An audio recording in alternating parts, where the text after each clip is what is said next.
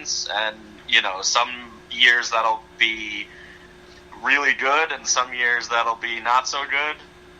So, I'll say he's a big boy though. He looks like Big Ben.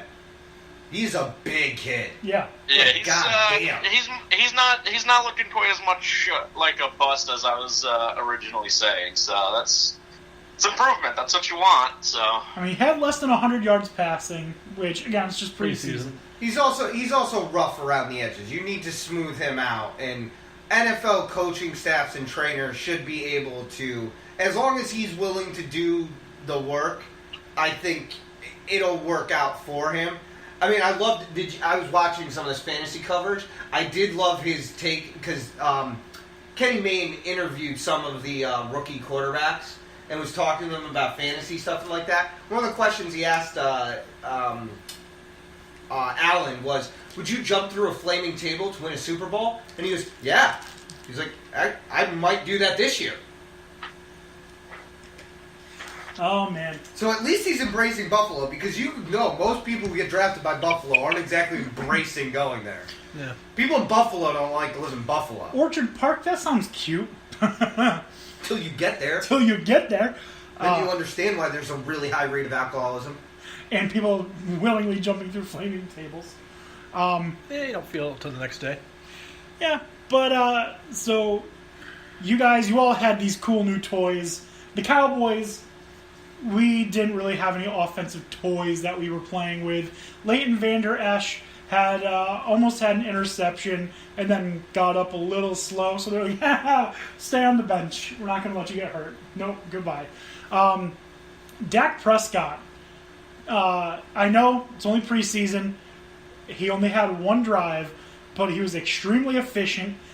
I don't know if you guys have seen him throw deep, but he threw deep to Allen Hurns, and it was beautiful. It was one of the best throws I've ever seen him make. Right on target, perfect throw for an easy touchdown to Allen Hurns. I'm not going to sit here and say, oh my God, he's the second coming of Jesus. Isn't Allen Hurns allergic to grass? I don't know. I think he is. I think that was why he always, nobody understood why in Jacksonville in the middle in Florida heat you were wearing long sleeves. But I think it's because he's allergic to grass and he can't get it on him. So, I mean, it makes sense that he went to a place that doesn't have real grass. Yeah. But they looked good together. Ezekiel Elliott didn't play.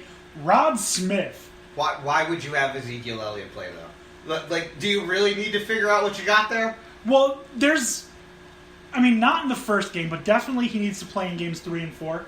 He'll probably play in 2 and 3 if I had to guess, and then they'll probably give him a week's rest to get him ready for the actual season. Against the Panthers. Because nobody plays in week 4 except for the guys who are in danger of not making the team. Usually. Right. That's why nobody watches week 4. Yeah. I think all players need to play at least a little bit in the preseason to get you back into NFL game speed. Like Matt Ryan's -2 yards, or whatever he put the other night. Yeah, something like that. Matt Ryan doesn't care. Matt Ryan does not care. Josh McCown's 4 passing yards. Yeah. Again, don't need to figure out what they got there. They know. They know the whole season's worth of film. Yeah. But what I saw from the Cowboys backups, I did like. Cooper Rush took a minute to get back into his crazy skill set. But Cooper Rush, he looks like, if I had to venture a guess, one of the 5 best backup quarterbacks in the NFL. Chase Daniel, obviously, is the top. He's made so much money doing nothing. Yeah. Sam Darnold is probably going to be one of the 5 best backups in the NFL, depending on what happens with the Jets this season. It's kind of like Brady Quinn when he did Subway commercials, remember? Yeah. Brady Quinn doing Subway. Why don't we ask the guy who likes the Jets what he thought about him? About? The Jets. We did. We started with him. Oh. Yeah, we started with him. I didn't hear. Yeah, I'm not so sure that he's going to be a backup. As I said, we gotta let the competition play out. Right. I mean, he's making himself a good argument. He certainly seems fired up. I mean, he was on the sideline. He's made some around. great decisions. I've been really happy with what I saw from him both in practice and against Atlanta. So I'm looking forward to Thursday night. Yeah, it's going to be a lot of fun to see expanded because they're going to play. The starters are going to play a little bit more. So I'm excited to see what either he or Teddy Bridgewater can do. I'm excited to see what Baker Mayfield can do. We'll get to Baker Mayfield in just a little bit, but the preseason has been a lot of fun. I always love watching preseason because it means that the NFL season is right around the corner. So, was there, Dan O'Shea, you said you didn't watch preseason games.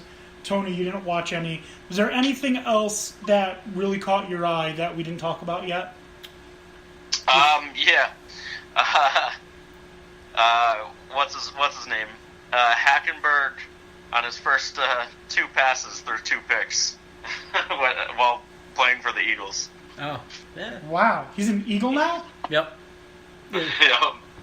Wow. The most useless news you didn't even know about. I mean, he's kind of a glorified paperweight. He's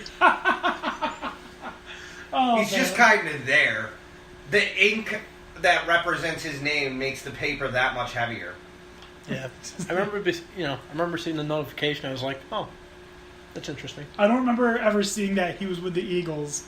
I didn't get that notification, probably because I don't get notifications for garbage. Yeah, the only notifications I get for garbage is when the Garbage are live with Tom Gozlowski. Goz, are you there?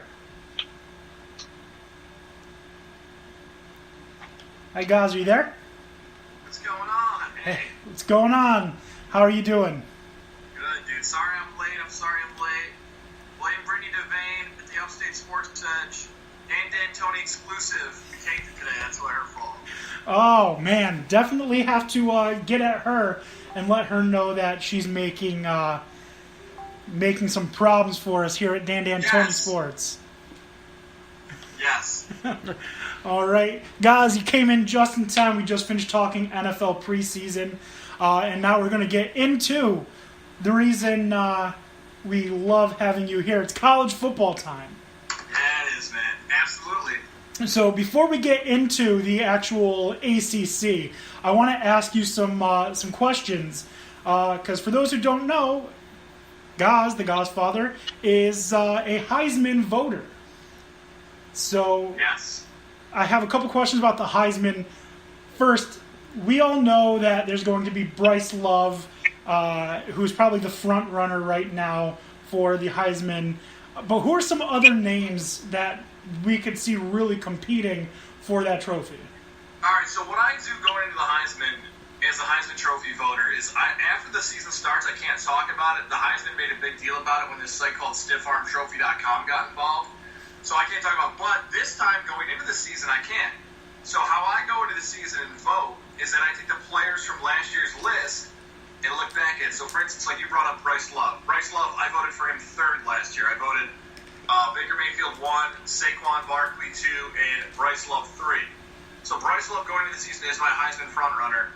The other 2 guys on my list who didn't get invited to New York City, who I think are going to be poised to have big seasons, are the running back from Wisconsin named Jonathan Taylor, who started to come on at the end of the season. If I had to, do a top 10 list, he was, after these guys, Baker and Lamar Jackson and others left, he would be next.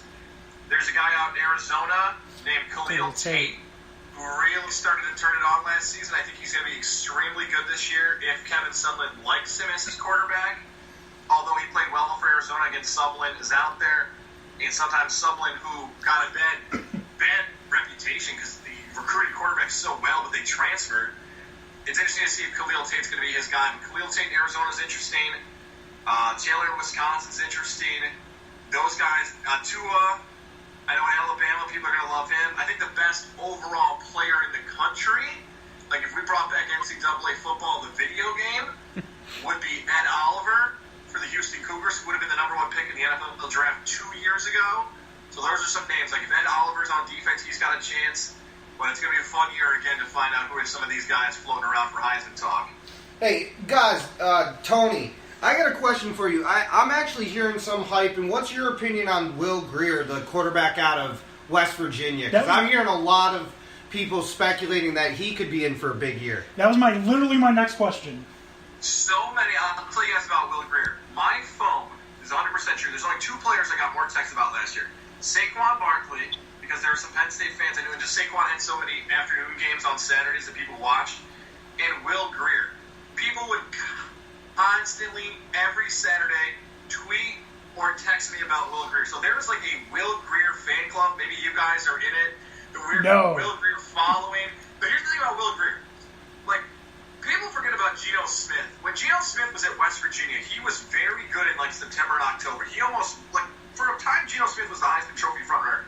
Will Greer might have that same moment this year. Like, he might be like a Denard Robinson, a Leonard Fournette, where he could have a really good September and October and really get on people's radars. I wouldn't be surprised if we saw like college game day pieces on Will Greer. I just don't know if he can go all 12 games and be successful. I think teams are going to just strategize so heavily against him. But he is a fun guy to root for because he's got that flair in the pocket, hair's flowing everywhere. He's like a young Derek Carr with the kids. I think he's got like a bunch of kids now too. He's a really good quarterback.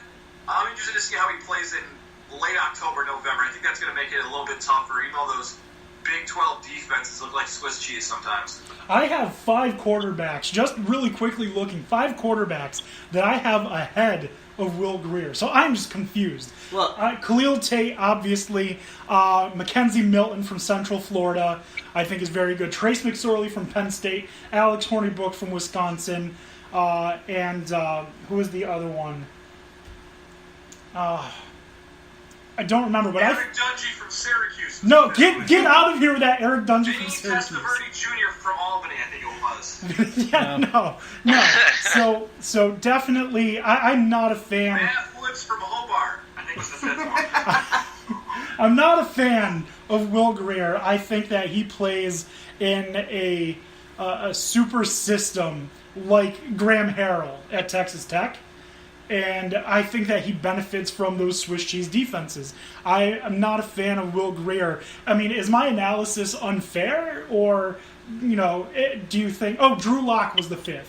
Drew Lock from Missouri are the 5 that I think I would put ahead. And maybe Jarrett Stidham from Auburn. I don't know. I'm not too high on him either. But are those, like...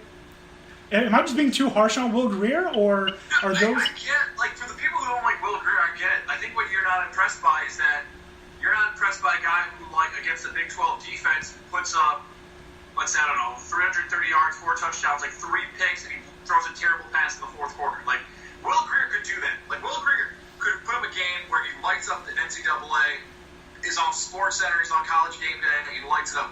But I think why you think you're not a Will Greer fan is that the game's going on too. Like, do you trust Will Greer's going to make a good, like, the best throw in the 4th quarter for West Virginia? Do you believe that Will Greer's a guy you want in your huddle? And he's not going to. No, Jameis Winston's a big. He won the Heisman Trophy, but Jameis Winston was the king of this, right? Like, Jameis Winston, in his 2nd year after they won the national championship, he would throw some dumb picks. Deshaun Watson, people forget this, led the country in interceptions the year he finished 2nd for the Heisman. Like, that's maybe why you're not a big Will Greer fan, because he's a gunslinger at times in the 4th quarter. That is part of it. I just don't think he commands the game the same way like Mackenzie Milton from Central Florida does. I don't know if you know this. I'm a huge fan of what Central Florida's been building. Even without Scott Frost, we've had numerous debates on this show. But I think Mackenzie Milton, if I had to pick a surprise person to be in the Heisman talk, it would be him. So, Mackenzie Milton, I wrote a piece for ESPN last year about Mackenzie Milton, like similar to Mackenzie Milton. What it was is that I think it might have been you, my buddy Jesse, and a couple other guys, like, were wondering why Mackenzie Milton wasn't getting enough love for the Heisman. My thing about Mackenzie Milton is, was he getting the love because he played for Central Florida? You know what I mean? Like, remember Kellen Moore from Boise State? Yeah. Kellen Moore's a nice quarterback. Was he getting the love because he was the most well-known player? I guess that's my question for you. Like, is there anybody else on Central Florida, like Shaq Griffin, or, back in the day it was Bortles and Latavius Murray? I wonder if that's why you like Mackenzie. Or do you really think he's a really, really good quarterback, He just, when I watch him, he looks the part. He looks like a guy who's confident in the pocket, can move around, he can throw a really good ball, he makes good decisions. That's why I like him. Similar to Alex Hornibrook from Wisconsin, except Alex Hornibrook. I